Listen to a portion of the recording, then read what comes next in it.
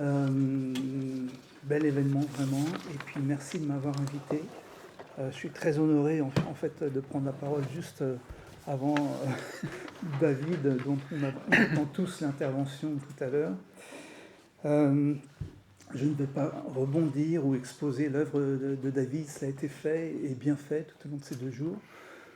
Par contre, je pressens que ce que je vais dire devrait entrer en résonance avec ses intérêts. Tout à l'heure, je viens d'assister à une séance, un panel sur le corps augmenté. Là, on est vraiment loin dans ce que je vais vous décrire. On serait plutôt très loin aussi de l'adieu au corps. Alors, dans la symphonie des réflexions sur le corps et ses usages auxquels on a assisté depuis hier, je vous invite à explorer avec moi des pratiques en fait assez distantes de celles que nous avons eues dans cet entre-soi rituel pendant 2 jours où nous avons utilisé des mots et des idées. Ce sont des pratiques qui sollicitent le corps de façon très exigeante et imprévisible, dans un courant particulier des spiritualités alternatives contemporaines, qui constitue, vous le savez, un phénomène croissant dans les sociétés post-industrielles. Il s'agit des néo-chamanismes, avec leur modèle d'action inspiré des chamanismes, mais reformulé pour un public qui n'en possède pas le sens commun. L'intérêt pour le chamanisme, donc une pratique parmi d'autres dans le champ des possibles du New Age, il est notamment centré sur l'absorption de plantes psychotropes dans le cadre de cérémonies néo-chamaniques. Initialement employées dans des contextes chamaniques à travers le monde, ces plantes font, dans ce nouveau contexte, l'objet de représentations, de discours, de pratiques particulièrement dignes d'intérêt, parce qu'elles mettent en jeu une quête de soi qui informe sur notre époque et sur les aspirations de bon nombre de nos concitoyens. Alors, avant de décrire ce qui se joue dans ces activités néo-chamaniques à base de plantes, je vais rappeler les principaux aspects socio-historiques qui sont en jeu dans le référent chamanique et son imaginaire dans les sociétés post-industrielles. Parmi ceux-ci, il y a une resacralisation de la nature. Les conceptions chamaniques offrent en effet un message simple, clair et optimiste. La destinée humaine et la nature sont liées, et cette dernière doit être prise en compte et respectée. Il y a aussi l'insatisfaction croissante envers les réponses offertes par les religions comme le christianisme face aux questions existentielles de la vie et de la mort. Un intérêt pour les sociétés indigènes, passablement idéalisées, un intérêt aussi pour les médecines alternatives, et la recherche d'expériences spirituelles directes. Il se trouve que les anthropologues, s'ils ont pointé l'existence d'une corrélation entre les mondes naturels et cosmiques au sein des pratiques chamaniques, leur analyse n'a toutefois pas accordé une place majeure à la dimension spirituelle qui peut être en jeu dans ces pratiques. Or, c'est précisément cette dimension qui est au cœur des investissements d'occidentaux dans ces pratiques chamaniques. En effet, les motivations des pratiquants d'un moment ou des adeptes assidus sont d'abord et sans ambiguïté spirituelles. L'idée qui anime les démarches étant de retrouver, à travers ce qui est défini comme le chamanisme, des moyens anciens, mystérieux, exotiques, mais aussi empiriques, pour favoriser un développement de soi, que l'on pense ne pas trouver dans les grandes religions monothéistes. Dans les reformulations néo-chamaniques, il est question de reconnexion avec la nature, de développement personnel, de recherche d'expériences fortes et de rapports valorisés à l'inconnu et son potentiel enseignant.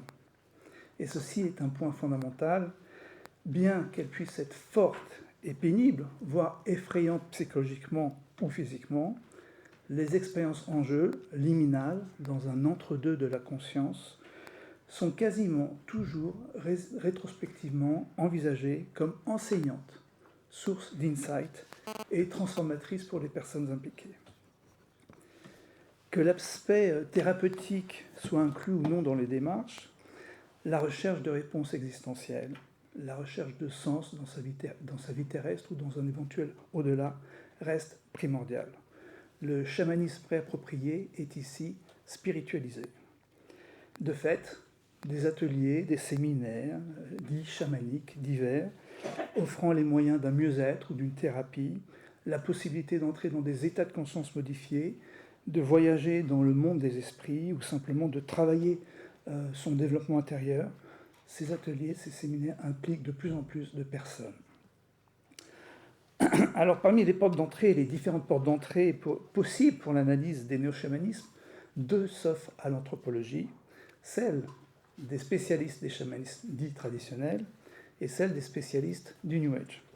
Chaque perspective offrant des focalisations et des interprétations différentes. La seconde, qui est la mienne, parce que je suis arrivé à étudier le néo-chamanisme dans la continuité de mes recherches sur le New Age et la santé alternative dans les baies de San Francisco. Cette seconde perspective, c'est clair, facilite l'absence de jugement en termes d'authenticité ou d'inauthenticité, car ces notions, vous le savez, limitent la compréhension de ce qui se joue.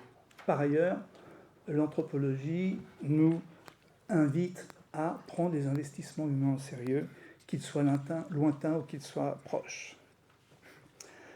Alors, partant du principe méthodologique au cœur de l'anthropologie, selon lequel on ne peut comprendre au mieux les pratiques sociales qu'en s'impliquant avec ceux et celles qui les mettent en œuvre, j'ai entamé, en fait, depuis plus de 20 ans, c'est un terrain parmi d'autres, je suis spécialiste aussi de l'océan Indien et de la Polynésie, mais j'ai entamé une immersion ethnographique multisite qui m'a conduit à participer à plusieurs séminaires ou cérémonies néo-chamaniques en Europe, aux États-Unis, en Amérique du Sud.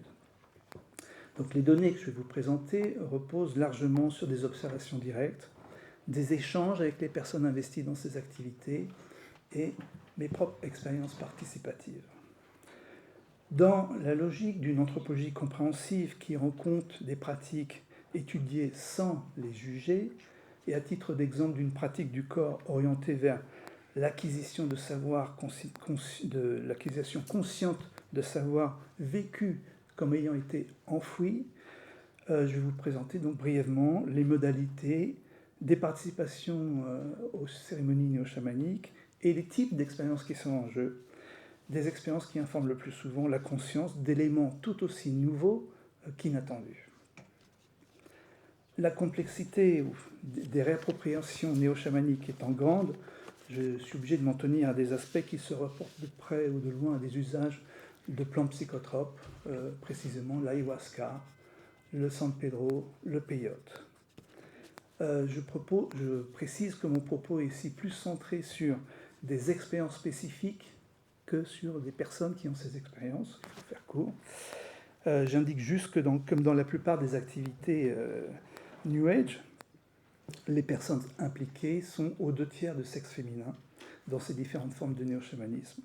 Et elles ont pour caractéristique d'appartenir à des classes moyennes, aisées, relativement éduquées, et d'être engagées dans une sorte de cosmopolitisme de pratique, dans la mesure où elles viennent d'horizons culturels différents et circulent d'une session à l'autre. Il est à noter que si les pratiques néo-chamaniques sont aussi diverses que les praticiens qui les déploient et que le pluriel s'impose pour les définir, ces pratiques reprennent néanmoins des notions importantes des chamanismes dits traditionnels, comme le pouvoir complice, si on peut le discerner de la nature, de laquelle on ne serait pas ontologiquement séparé, la référence aux esprits, aux forces, aux énergies, l'existence d'un monde parallèle, accessible dans des états de conscience modifiés, avec des techniques appropriées, où il est possible d'y rencontrer des esprits alliés, qu'ils soient des guides ou des animaux. Et puis, donc, cet héritage des pratiques chamaniques, les expériences de mort symbolique régénératrices. Alors, de façon significative, les pratiques spirituelles et thérapeutiques dans les reformulations néo-chamaniques sont envisagées en termes de travail sur soi. Je reviendrai sur cette notion de travail sur soi, impliquant activement la personne, valorisant notamment l'écoute de son corps, le corps considéré comme porteur inné de connaissances, et valorisant aussi le développement de l'intuition. Nous savons que les techniques déployées par les chamans pour passer d'une dimension de réalité à l'autre varient selon les cultures. On parle de rêves contrôlés, de percussions rythmiques, de chants, de danse, de privation sensorielle, de jeûne, etc. Mais une procédure très fréquemment employée par les chamans pour accéder à d'autres dimensions de la réalité fait appel à certaines plantes psychotropes. L'ingestion de ces plantes est censée les rendre plus réceptifs aux forces cachées de l'univers et leur permettre d'agir sur celles-ci.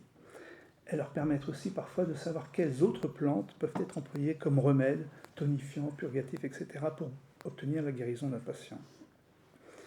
Donc les plantes psychotropes sont envisagées comme ayant le pouvoir de soigner les déséquilibres du corps. Du point de vue des chamans et de ceux qui ingurgitent le breuvage préparé, c'est sous forme de décoction, ces plantes sont sacrées. Ce sont des plantes dites de pouvoir, des plantes maîtresses qui possèdent chacune un esprit propre, prêt à soigner et instruire. Elles sont absorbées de façon plus ou moins rituelle lors d'un moment appelé la cérémonie, qui dure toute une nuit durant.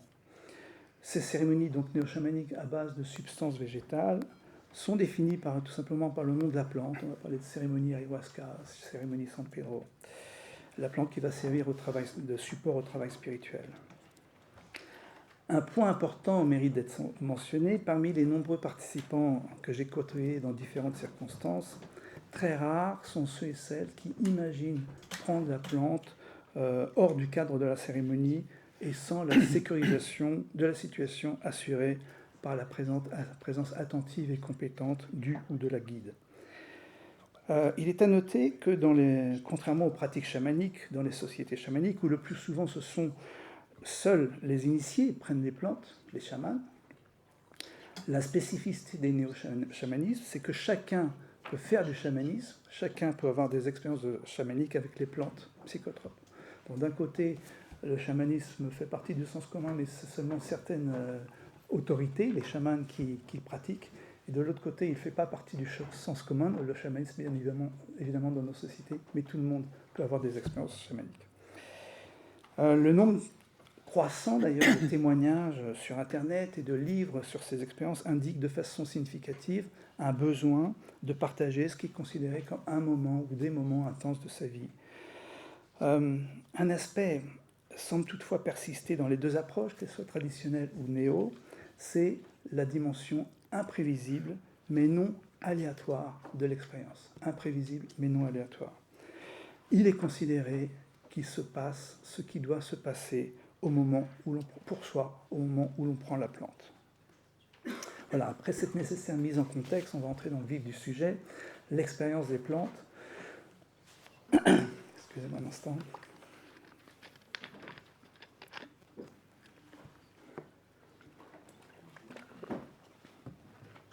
La cérémonie commence en général au coucher du soleil. Pour la majorité des participants, le breuvage a un goût très déplaisant et nauséabond. Après l'avoir bu, les participants de la cérémonie attendent, assis ou allongés sur une natte, en silence, dans l'obscurité, que quelque chose se passe en eux. L'attente peut durer de 1 à 2 heures, voire toute la nuit pour certains. Personne ne peut anticiper l'expérience qui sera la sienne durant la cérémonie. Si l'intention peut être claire, comme guérir d'un problème physique, gérer une souffrance ou un désordre psychique, comprendre quelque chose en soi, etc., les attentes des participants doivent être ouvertes à ce qui peut arriver, avec l'idée que seule la plante décide de ce qui va se passer. Cet état d'esprit étant la condition sine qua non de la qualité de l'expérience. Lâcher prise, être présent, sont des notions récurrentes au cœur de la démarche. Ça suppose faire face, suppose accueillir ce qui peut arriver durant la nuit afin d'en tirer une instruction ou un bénéfice dans sa vie. Il se trouve qu'un tiers au moins, voire plus des participants va dégurgiter son ou ses verres peu après l'avoir ou les avoir bu. Des bassines sont d'ailleurs placées à côté de chacun pour cette éventualité. Mais quoi qu'il arrive, les vomissements que le breuvage provoque sont considérés comme des purges physiques ou psychiques profitables. Et en dépit de la grande difficulté à ingurgiter la plante en décoction, les participants aux cérémonies témoignent systématiquement d'un respect pour la plante. Maintenant, quelques exemples de réactions physiques et psychiques. Donc les effets de l'absorption du breuvage peuvent durer entre 6 et 8 heures en principe, mais peuvent durer aussi plus longtemps selon la personne et son expérience spécifique. S'il arrive que des participants n'observent ou ne ressentent rien de spécial en eux lors d'une cérémonie, la plupart d'entre eux font des expériences qui les marquent profondément sur le moment et par la suite. Qui les marquent profondément d'ailleurs au point d'engager des réorientations existentielles majeures, que ce soit des ruptures conjugales, professionnelles, des déménagements. La particularité de ces expériences, c'est qu'elles semblent uniques en soi. Chacun a ses propres réactions physiques et psychiques, même si on est dans un entre-soi le moment de la cérémonie. Certains certains ont uniquement ce qui leur apparaît comme des réactions physiques, d'autres ont uniquement ce qui leur apparaît comme des réactions psychiques, et d'autres, une majorité en fait, n'opèrent pas ce découpage. Les récits obtenus suite à ces expériences sont marqués par la disparité des expériences, même si le fait est frappant. Les expériences des uns et des autres semblent totalement faire sens pour ceux qui les entendent après leur propre expérience. Pour donner quelques exemples rapides et bien sûr juste indicatifs de ce qu'on pourrait classer comme des expériences physiques, consécutives à l'ingurgitation du breuvage lors des cérémonies chamaniques, je citerai des nausées, des vomissements, vécus comme je dis comme autant de purges du corps, l'intensité des images visuelles avec une amplification des couleurs, des sensations auditives et tactiles inhabituelles, l'expérience de la synesthésie, vous savez, le mélange des sens, des visions d'aura autour des plantes, mais est-ce que c'est physique ou psychique d'ailleurs, des sensations de légèreté du corps, une certaine instabilité déambulatoire, mais aussi une absence de sensations d'effort musculaire, une absence de douleur du corps lorsqu'on doit marcher sur des cailloux dans la nuit, pieds nus, etc. Il peut aussi se produire des secousses corporelles incontrôlées de tout le corps, de certains membres du corps, des jambes, des bras, certains membres. Ces secousses, passagères ou durables dans la nuit, peuvent être centrées sur le plexus solaire. Des mouvements corporels aussi particulièrement agréables, comme des étirements de certaines parties du corps, comme la mâchoire, des rotations répétitives du bassin, des épaules, qui peuvent apparaître comme émergeant de l'intérieur de soi. Des sons aussi peuvent provenir de ces entrailles, parfois des mots bien articulés, et parfois même des chants bien construits peuvent être émis involontairement par les autres personnes qui les observent se produire en eux. Des rires aussi, plus ou moins distanciés de ce qui se passe, peuvent aussi accompagner ces sensations non contrôlées. Alors si les réactions physiques peuvent se ressembler pour les participants, les réactions psychiques sont quant à elles d'une variété totale. Voilà que je distingue réactions physiques et psychiques, probablement à tort, mais je le fais peut-être pour la simplicité de l'énoncer. Parmi les multiples expériences possibles, je citerai les récits suivants. Un élargissement du champ de conscience, le sentiment d'être animé d'une profonde lucidité, les gens parlent d'hyper-lucidité, d'être face à soi-même, de ne pas pouvoir ni vouloir tricher dans ce moment liminal avec soi-même, la perception des couleurs d'une intensité tout à fait inhabituelle, que j'ai déjà citée comme une expérience physique, mais oui, est-ce vraiment physique, où est la frontière avec le psychique, sentiment d'euphorie, des visions heureuses ou terrifiantes, des apparitions d'esprits, d'animaux, souvent des serpents ou des jaguars, notamment lorsque les cérémonies ont lieu en Amérique du Sud, l'apparition d'entités divines, de communication non verbale avec ceux-ci, le sentiment aussi de voyager dans des sphères de réalité non ordinaires, en Égypte ancienne, dans le monde intergalactique, etc. L'observation avec une acuité nouvelle de la profondeur et de la magnificence du firmament, des sensations éprouvantes de mourir et de renaître différentes, peut-être une échappée belle. La sensation aussi intérieure que ces expériences nouvelles sont finalement tout à fait évidentes, comme si on se rappelait un univers que l'on connaît déjà. Les récits sur ces expériences vécues insistent tous sur l'absence de perte de conscience ou de perte de l'usage de ses membres. Même s'il peut y avoir des mouvements à contrôler dans les membres, on peut les stopper. Dans les états de conscience modifiés, les participants auront très fréquemment le sentiment d'entrer en connexion avec le monde extérieur, de fusionner avec l'environnement naturel, matériel, humain, d'avoir des formes d'insight répondant aux interrogations qui leur viennent à l'esprit. Et dans cette logique, il est souvent fait allusion à l'idée que les plantes agiraient comme des révélateurs de soi. Alors, ne pouvant évidemment faire un inventaire de ces expériences avec vous ici, je n'en présenterai brièvement que quelques-unes assez significatives. Une participante peut ainsi passer une partie de la nuit à visualiser et sentir avec allégresse des papillons se développer en ailes, les voir tout à coup sortir multicolores en nuées de son ventre et se fixer sur le plafond de la salle où se trouvent les autres participants de la cérémonie, elles seules pouvant les observer. Un autre percevra les autres membres de la cérémonie dans la salle comme des masses lumineuses, desquelles des fibres dorées elles-mêmes lumineuses se dégagent. Une autre passera la nuit à voir la réalité environnante faite de petits yeux, partout où elle dirigeait le regard, dans la salle de cérémonie ou dans la nature, comme si ces yeux constituaient un filtre sur les choses matérielles. Elle expliquera aussi avoir fait un moment l'expérience euphorique de continuer à voir ses petits yeux et à pouvoir se diriger dans la nature après avoir fermé ses propres yeux. Un autre participant sortira de la salle de la cérémonie, se dirigera seul dans la nature obscure, se donnera comme défi de poser sa main dans des petits trous sombres, au mystère repoussant, au pied d'un arbre, etc. Et chaque fois qu'il le faisait, il nous dit voir les arbres et les plantes et les roches s'illuminer autour de lui, comme pour l'encourager à vaincre ses peurs. Autre expérience de connexion avec la nature, une autre pour avoir dans la cérémonie, ayant lu un soir de rage, des éclairs systématiquement frapper les endroits précis où elle décidait de regarder à travers la vitre de la salle, au point qu'elle en fit un jeu avec la foudre, en pointant son regard ici, puis là, et observant l'effet immédiat naturel se produire. Une autre pourra passer la nuit à communiquer avec un parent défunt, son mari en l'occurrence, afin de mieux comprendre sa situation présente et se libérer de ce qui pouvait limiter sa conscience. Bon, je passe sur ce type de récit, vous avez une petite idée. Alors, en dépit des vomissements fréquents, les expériences peuvent, comme j'ai déjà dit, être heureuses et euphoriques, mais elles peuvent aussi être pénibles et marquées par des pleurs une bonne partie de la nuit, voire toute la nuit.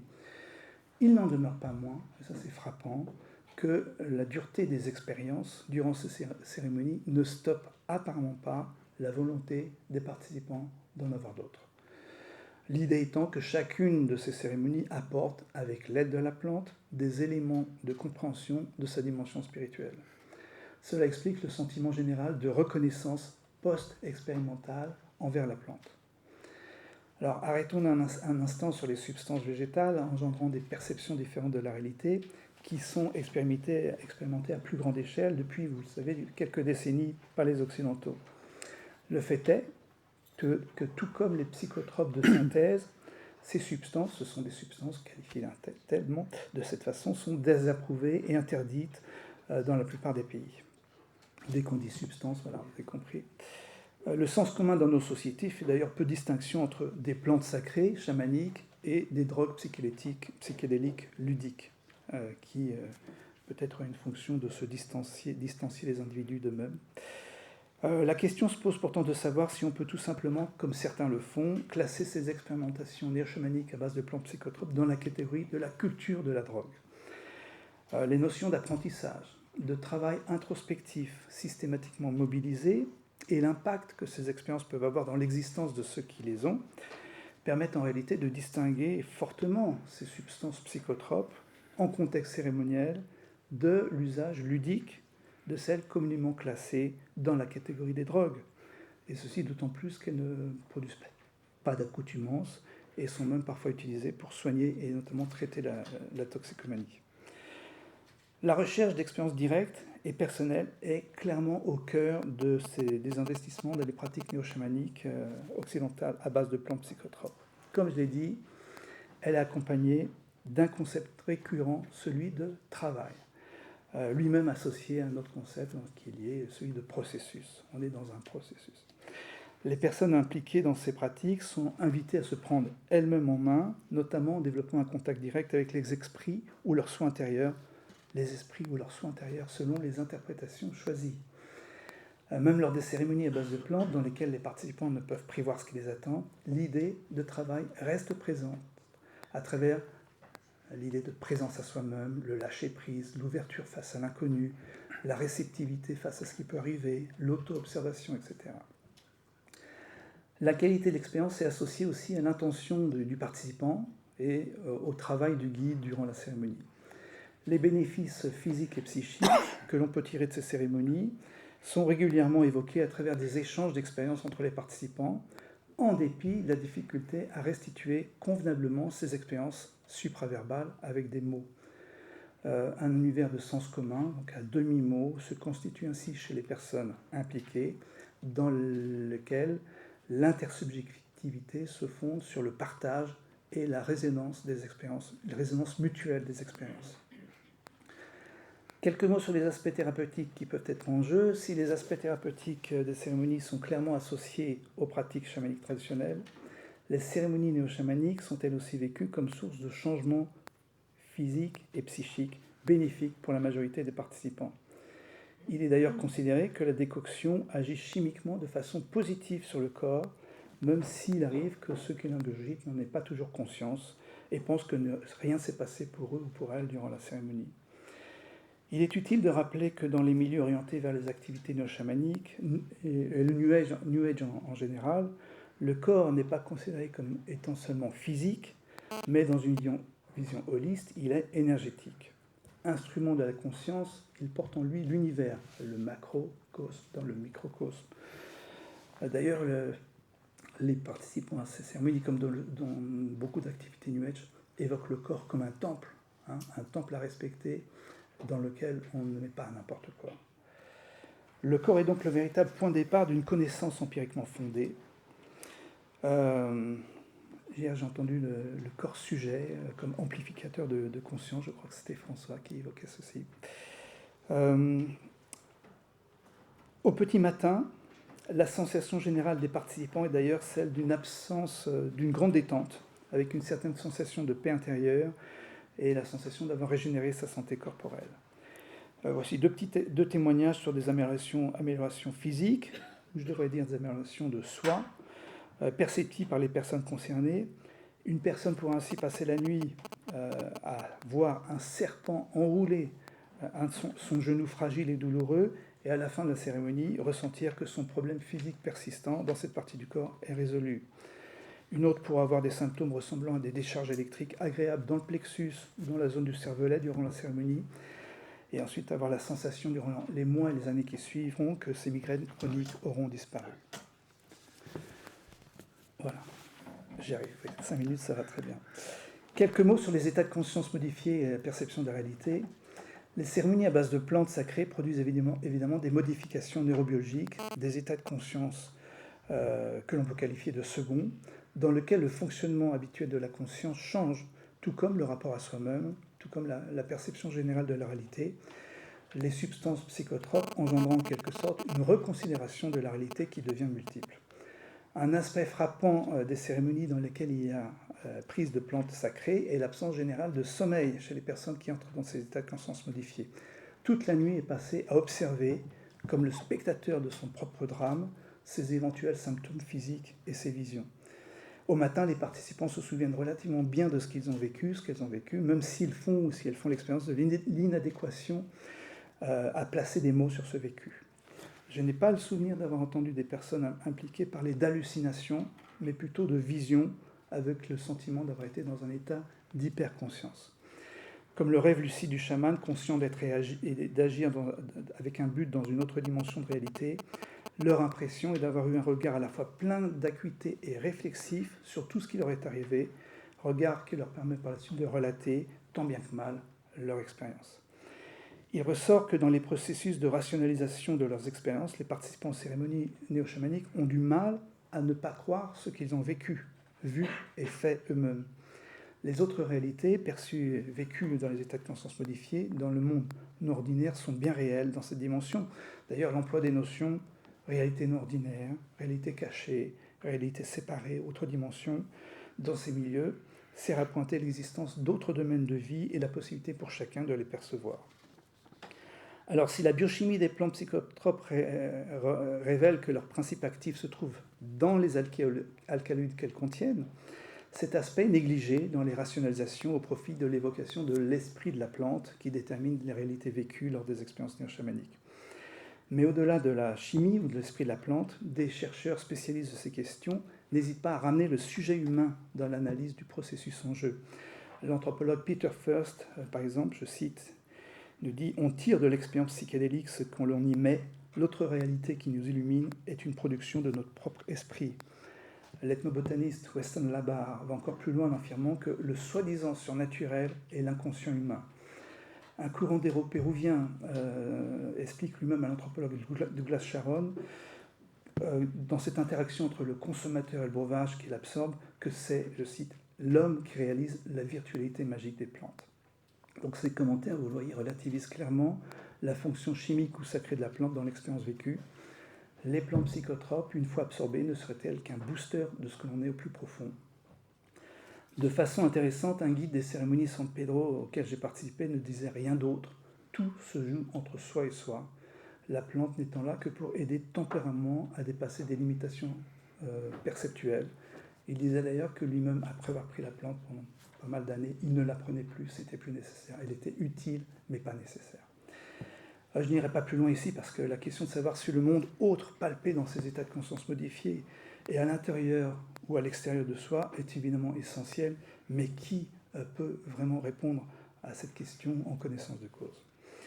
Alors, au moment de refermer cette petite fenêtre entrouverte ici sur la mobilisation du corps dans les pratiques néo-chamaniques et l'impact de cette mobilisation sur les consciences, je dois rappeler ce que j'ai annoncé au début de ma présentation. Il ne s'agit pas dans l'anthropologie que je mène ni de juger, ni d'affirmer, mais de simplement rendre compte de motivation et de vécu. Le fait est que le développement spirituel, au cœur de la motivation de l'investissement dans les activités néo-chamaniques, concerne un nombre croissant d'occidentaux à la recherche d'expériences de conscience modifiée pour obtenir des réponses et connaître des expériences qu'ils ne trouvent pas ailleurs. Pour résumer, l'investissement dans ces pratiques participe de vivre une expérience atypique et spirituelle qui se place au-delà des risques encourus, avec l'idée de développer une autre manière de construire du sens et de découvrir de nouvelles perspectives sur soi. Évidemment, je ne l'ai pas abordé ici car il m'a fallu faire un choix dans mon développement, mais je terminerai sur un aspect précis de ces pratiques pour ne pas être suspecté d'en faire l'apologie, alors que mon intention n'était que d'en rendre compte. Parmi les risques associés à la prise des plantes psychotropes, du point de vue des participants, mais aussi du mien, outre les possibles abus financiers, il y a un risque relationnel et un risque psychologique. Le risque relationnel, c'est lié d'ailleurs aux abus financiers. C'est le fait de se trouver dans une cérémonie non cadrée avec un guide ou un chaman autoproclamé qui s'avère incapable d'accompagner la personne dans son expérience si elle est compliquée, voire si elle est douloureuse. Voire même un guide autoproclamé qui pourrait exercer une emprise psychologique sur les personnes durant leur état second.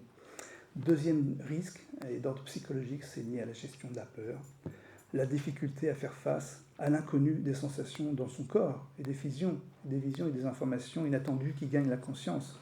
Le fait est que tout le monde n'est pas prêt ni ne souhaite faire face à l'inconnu, même si celui-ci peut ouvrir un nouveau champ de compréhension.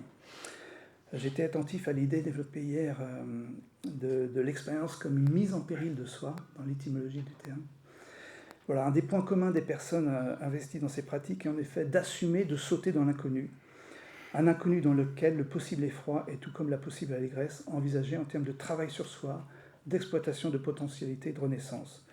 Et je termine avec cette idée au passage. Cette attitude est en résonance avec l'anthropologue Tim Ingold quand il revalorise et réhabilite l'incertitude du fait qu'elle ouvre sur un nouveau champ de possibilités auxquelles les certitudes, selon lui, empêchent d'accéder.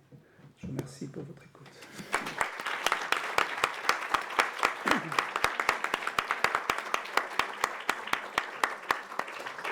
Merci beaucoup, Christian. Tu as tenu un timing, un vrai chronomètre suisse. Voilà, donc ça fait effectivement écho certainement à beaucoup de travaux d'entre nous. Moi-même, j'avais interviewé des jeunes adultes qui étaient partis faire une expérience néo-chamanique au Pérou. Et c'était intéressant de voir la dimension de passage, je sais pas, mais moi c'était que des jeunes adultes. Je ne sais pas si toi tu as peut-être rencontré des gens plus âgés. Alors âgé me signale qu'on est de nouveau soumis à la contrainte du temps. parce qu'il faut assez impérativement, si j'ai bien compris, que l'enregistrement de la conférence de David démarre dans 3 minutes. Voilà. Mais peut-être alors une question. Voilà, et on va la laisser à François. Mais est-ce que il y a quelque chose dont tu n'as pas parlé parce que tout ce que tu viens de dire se passe en Suisse, ou son point de départ en Suisse. Tu m'as invité à 3 reprises et une fois avec David, à des soutenances de thèse. J'ai l'impression que tous les étudiants qui travaillent avec toi travaillent sur le néo-chamanisme. Et dans les 3 thèses est posée la question de la légitimité sociale des pratiques, de la reconnaissance institutionnelle, légitimité en Suisse et beaucoup moins en France. Est-ce que tu peux rajouter quelque chose sur ce qu'on pourrait appeler l'esprit d'ouverture helvétique qui nous est assez étranger en France? Alors, très rapidement, la Suisse est un petit peu moins restrictive sur les pratiques, mais malgré tout, il faut les faire discrètement. Et sur la première question, les enquêtes, ce que je vous ai relaté, ça participe d'un cosmopolitisme des pratiques qu'on retrouve partout dans le monde, notamment chez les Occidentaux qui font ces réappropriations néo-chamaniques. C'est le même registre de comportement et d'expérience. Merci encore, Madame Christian. On va pouvoir continuer à débattre peut-être dans les interstices. C'est ce qu'on fait des fois dans le temps contraint. Je pense qu'il n'est pas nécessaire de